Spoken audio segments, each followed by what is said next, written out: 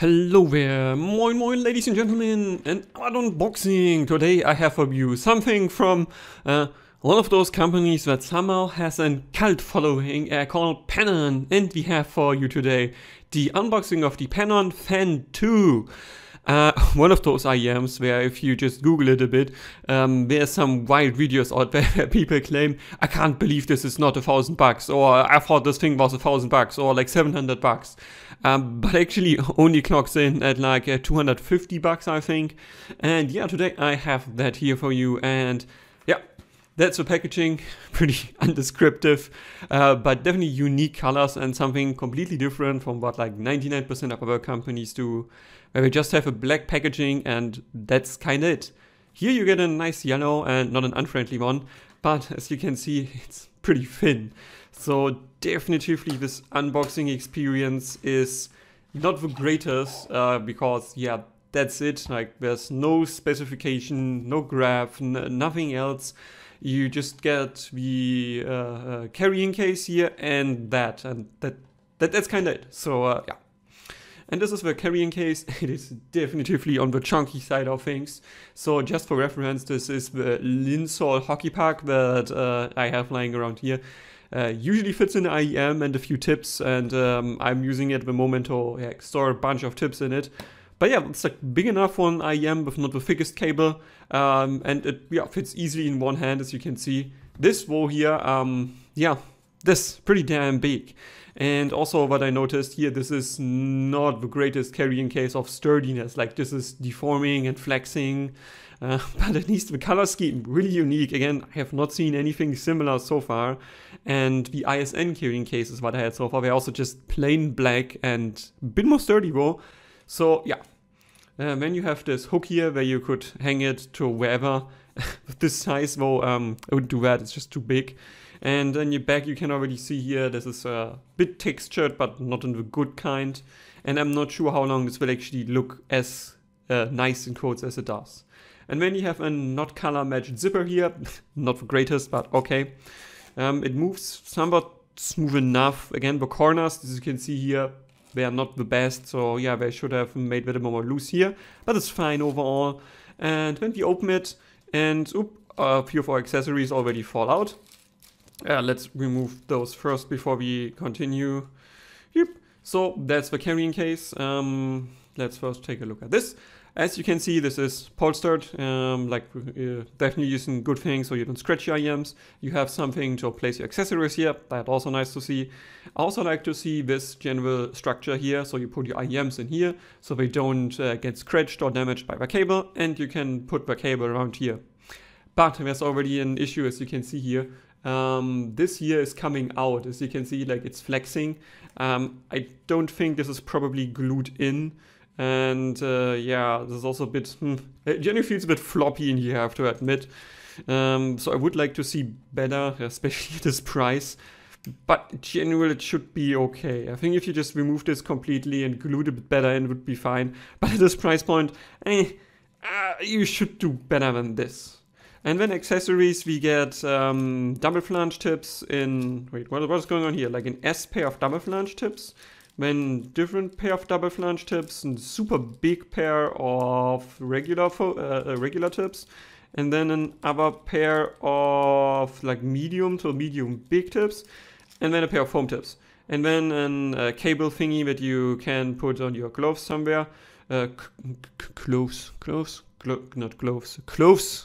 Yeah, now I have the right pronunciation, sorry for that. So, yep. And then, of course, cable and IEM. And I just push this out for a moment so we can focus on the cable first. And we get a cable clip here. So, I can already tell you, the weight of this cable definitively is up there. Like, it's not as light as I first thought. The last cable of this kind that I had was actually an experiment that I got myself, in quotes, pure silver cable from Nichek. It kind of looks like this. It's just way lighter. So yeah, this definitely has some weight to it. But what I already noticed, this is not smooth. Like really, and why is this rotating here? Why is this rotating? Okay, I don't know, this is rotating on the cable. I'm not sure if that is a feature or not. I can rotate it in both directions. No, I can't. So it's not a feature. I can only rotate it in one direction. I think this is tight, and then you can kind of screw this off, I think, or on. I'm not entirely sure. Oh no, I'm screwing it off. Okay, yeah. So yeah, I don't think this is supposed to be a feature, but at least this thing looks unique, and because it has a bit of an like indentation here, you can actually grip it. Although I would still prefer something that is more textured and not just flat. And again, you have the Penon logo here, and up that, yeah, the two thicker cores that definitively have some weight to it, and they feel pretty sturdy, I have to say. Although again, strain release is missing here, so that means if you actually plan to use this cable regularly, yeah, you know, it could break exactly here because there's no strain release. So there's some improvement potential. And then, as I said, like the straightness of this cable is not like, okay, actually it's okay. Like I have seen better or worse, but it doesn't feel so straight.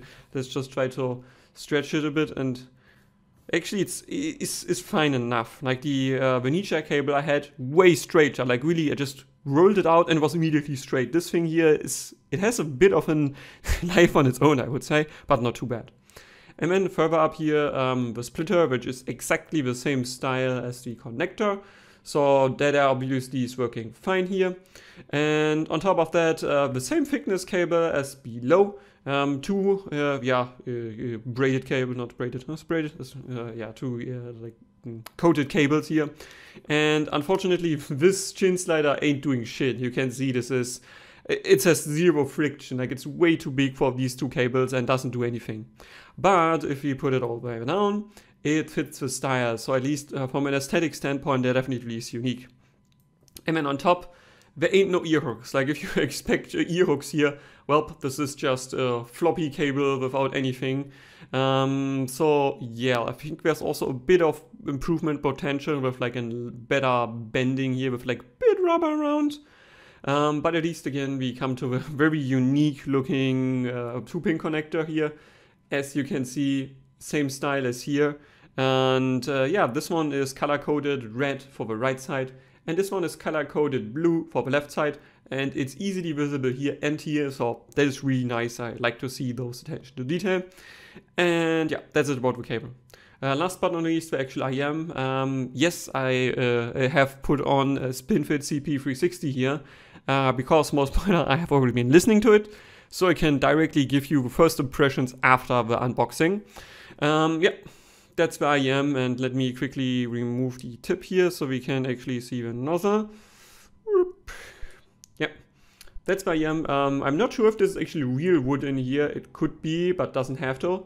Also, does look unique, kinda cool, I have to admit, just a bit, yeah, like boringly sparkly on the inside here. I think they should have maybe reduced the sparkle a bit so you have better contrast. But again, looking fine. And then you have the standard resin shell that I have seen at the ISN IEMs, basically identical to this. The only thing that I do notice here, while the footprint in this side here, or this footprint here, is smaller, it is still like generally like a pretty lengthy IEM in this direction, so like from top to bottom. And I can already give you a small spoiler after wearing this. Yeah, this thing is not fitting the best. The nozzle is not the problem, but the general length of the insertion here. As you can see, this is like 5 millimeters long, the shell, and then you still have like 4 to 5 millimeters of nozzle. It's just too long. Like it just gets in really awkward fit, and you really need really short tips in order to get this inserted somewhat reasonable. And then even because this is basically 90-degree insert, not even like look at this bending. It's like angled inwards. I haven't seen this so far ever, and I really don't think this is a good idea. Like slightly outwards bend is what most other companies do, and that usually works fine, or exactly straight but not inwards. That's really probably explains why this is fitting so awkwardly. But yeah, it has this semi-custom shape besides that, and it fits okay with yeah, longer tips, but really not the best. And yeah, then the front filter here, as you can see, is kind of this metal plate that we also had on the ISN IEMs. And yeah, another small spoiler, but will also go in my review. When I tried to pull off another pair of tips, I actually pulled out the nozzle of the left side here. So literally the nozzle came off. Yeah, so quality Penon, after the last disaster with the Mayos Eagle and the OS33, I don't know, Penon really has in hand for really fucking things up, and this is not the first time, like even before that, when I ordered my H40, so quick excursion here, I got an IEM that kind of looked like the H40, just smaller. Didn't sound like anything that people described and what I saw on the graph, so I asked Penon about it, and I was like, hey, this is so strange, like it doesn't sound detailed, it doesn't sound like as this is described, and turns out they accidentally, in quotes, sent me in D10, which is kind of the same shell as the H40, just in smaller, and I was like, yeah, what's going on? And then they had the decency to say, oh, you know, just pay us 100 euros and you can keep the D10 and we send you the H40. But then I looked up how much shipping would be, and I was like, okay, it's like 50%, like 50-ish bucks for shipping or something like that. So I just give you the 100 and keep the D10 and get the H40. So even this, like 3 out of 3 orders or 3 out of 3 Penon things that I had kind of screwed up. And at this point, honestly, this is in sample size where I would say Penon does things wrong. Like there's something going on there that I have not experienced at Linsol or at Hi-Fi Go or Chanson Audio. Like really, this is one of the weirdest like customer experiences there at all. Because yeah, 3 out of 3 orders were screwed. So I'm not entirely sure like if they have no QC or what. And it gets more weird when we now talk about the first impressions. Let me throw in the graph for you. Whoop! What the fuck are we looking here? This is one of the most, how do I say this politely? Let me go on my fingers so you can see. I'm not sure how to describe this politely. Let's say a creative sound signature what we got here. So there's a bump of like, yeah, what is it, 5 decibel or so? Wait, let me just get into here. This is 79 and yeah. So 6 decibel. So at like 500 hertz, there's a 6 decibel bump. What is this bump doing here? Why do we have a 6 decibel bump here? And then we have a dip after that is at like 850 hertz. But then a rise between 1 and 2K that is kind of steep, a bit V-shape-ish. But then there's an even more, like a really absurd rise after that between 2 and 3K. So from, let's say like 1K, this is, wait, let me just look at the measurements. 77 decibels at 1K, and at 3K we have 90 decibels. Oh, this is a 13 decibel pinna gain. That's pretty absurd. And then it immediately drops down again, kind of harmonish, but way more aggressively pronounced at 6K. And then comes up at like 8K-ish, and I can already tell you, to my ear, this is not a real 8K peak. My coupler shows it a bit at like 7.5K, and I would even say it's more like 7K.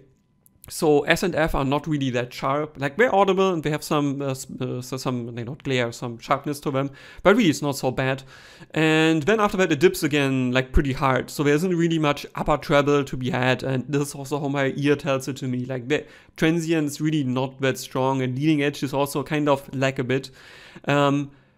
So just looking at this graph, I have seen other graphs that kind of have the same trend, but way less aggressively. So I'm not sure if the QC fucked up hard again and there's no filter at the front. Like, I'm not sure what happened. But it's like the nozzle came out, this is a fuck up, and then I got this signature, which is also not how it's supposed to measure. Like, yeah, this light bump at like 500 hertz is existing in most other graphs that I could find.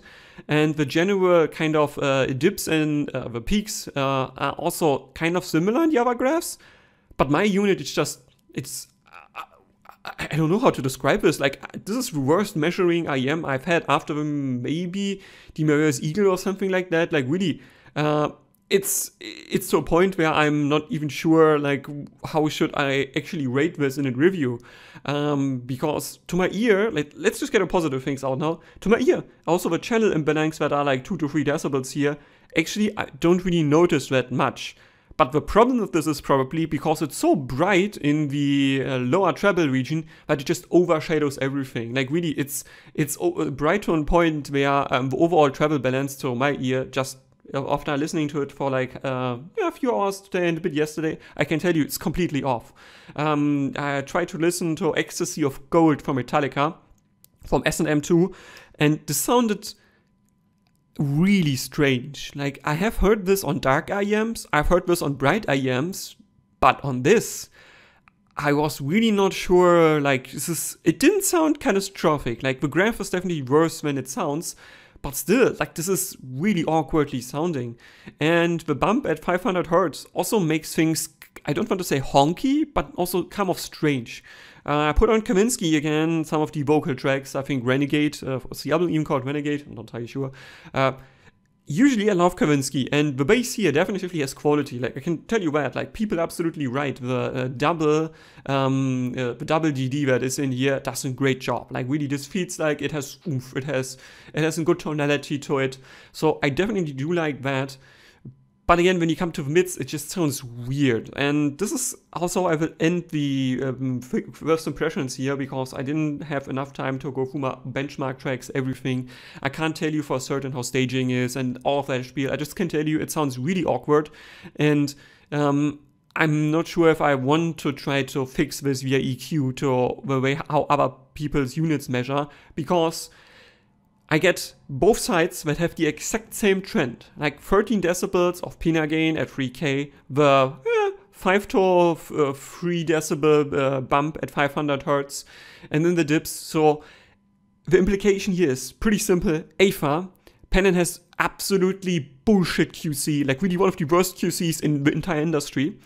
Similar to Hi-Fi Man maybe, or what I've heard they got a bit better, and by Santana measured fine, both sides. Or they have units where they know these are faulty, but I did, and they match the left and right channels and ship out faulty units. So these are the two only implications that my unit do have here. This is the two things that happens or could happen at Penon, and both are really not good. And I'm honestly, after this, I don't think I will ever get anything from Penon again. They have 3 out of 3 orders where they fucked things up, and fucked up to a point where this is the I'm not sure how I should like say this in a polite way. It just is not possible. And I got the fan because people were really praising it, and I was curious just how it sounded, because yeah, double DD for the bass usually does work pretty well, and does here too. But what I got is just not in any way anything that I will ever recommend. And my review in the end, I can already tell you, it can't turn out positive. Like what I've heard in the first sessions here just is not working. I don't know, like, I don't know, Penon, like, you should really go back to a drawing board with everything you do, overthink your QC completely, or if you really are shipping out broken units, because look at the channel matching here, channel matching. Sorry, I'm a bit enraged now, I have to admit. So, wooza, let's be calm here. You see that both channels have the same trend, very absurdly overpronounced over the other graphs.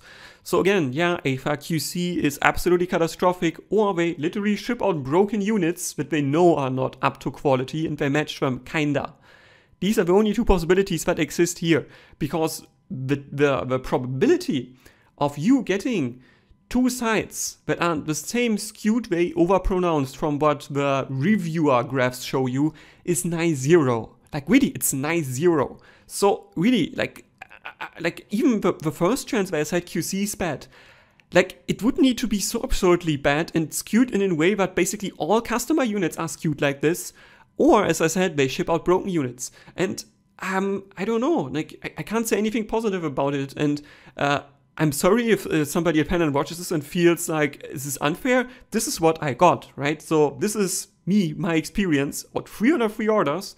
As I said before, the Mayos Eagle was fucked up, my H40/D10 was fucked up, so 3 out of 3 tell me things not working.